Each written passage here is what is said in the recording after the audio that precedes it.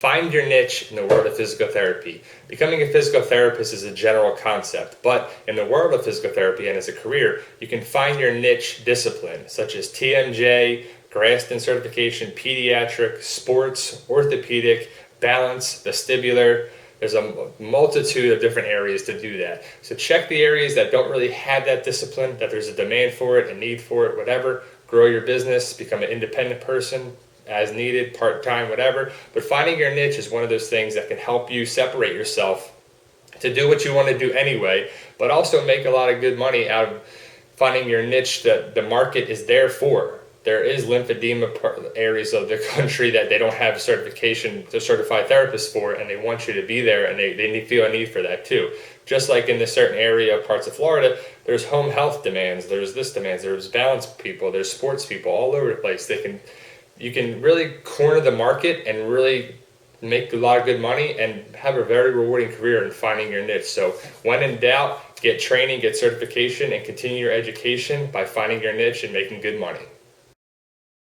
Be formless. Do manual therapy, therapeutic exercise, therapeutic activities, different types of training into all one. Be that type of therapist that you can grab different exercises and training from different disciplines like yoga, Pilates, exercise, strength training, different facets. Don't just be a one-trick pony of manual therapy or just exercise or just education or just this. Kind of bring it all together, different disciplines through your training, continuing education, and your conferences.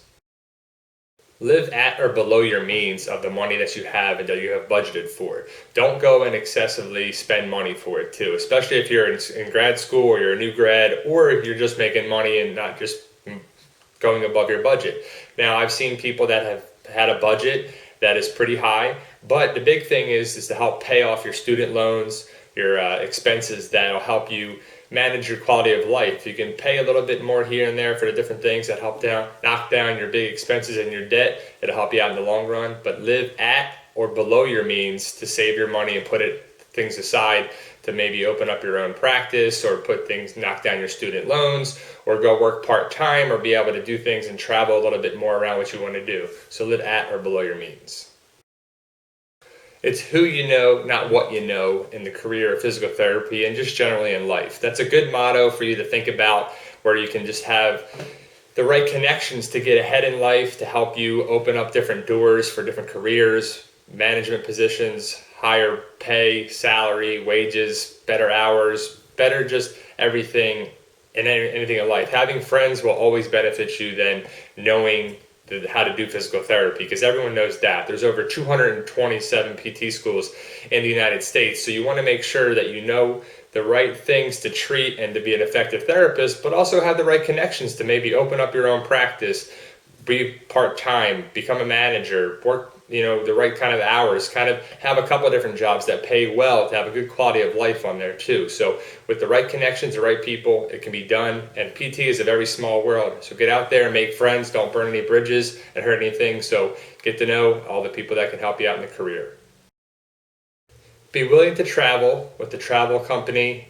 Have a dual licensure in a couple different states to make sure you can get the right kind of jobs and have the highest pay out there with a good quality of life on there too. So a couple travel companies you can look into are Jackson Therapy, Ardor Health, Supplemental, Medcare, a couple different things on there too. We have a different video for that. Check out that video. But be willing to travel, because you can make a lot of good money if you leave the state that you're at. If your address is one area of the country, it could be in New Jersey, it could be Florida, it could be wherever. If that's your taxable income address, you have to be 50 miles from that. So if you're 50 miles away from that address, which is fine if it's another state, that's clearly fine, or in another part of the state, like in South Florida or Midwest of the country or something like that, you want to make sure that you can have that to make the most money possible in the career of physical therapy, and be willing to travel for dual licensure. If you have a couple of different states that you can work in, whether it be Michigan or Florida or New York, New Jersey, California, whatever, Washington, you'll be able to open up your career path for that.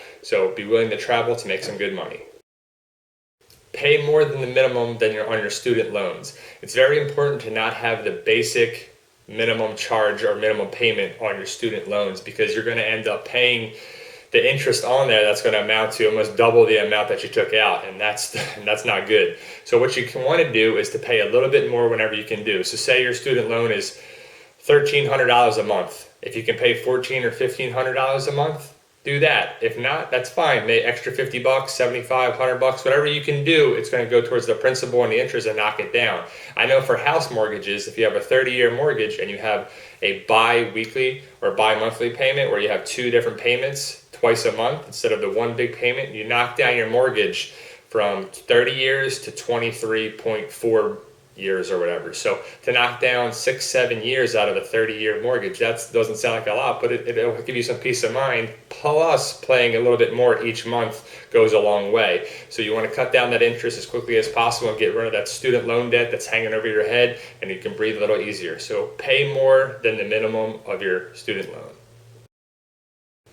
Never stop learning and growing as a person and therapist. Really, in general, the life we would lead is to learn and to grow as an individual is what I feel, and it's very important to stay learning and learning new things in the field of physical therapy and just patient care and life in general. So continue to take those CEUs. You got to anyway, 24 CEUs every 2 years. So pick courses that you can benefit from, you want to learn from, you're interested in, maybe helps you with your billing, your coding, your managed care, your type of orthopedic injuries like shoulder, back, neck, knee, whatever. And continue to go to conferences, join the APTA, go get your certifications, increase your knowledge and your different certifications and licensures, if whatever, the specialty certifications through the APTA, vestibular certification, balance training certification, Graston certification. There's a million different ways you can get certified. That's another video, but ultimately never stop learning because you can get ahead of the area and find your niche, and it's very important to get there as well to do that and find what you can do to set yourself apart in the world of physical therapy. So never stop learning.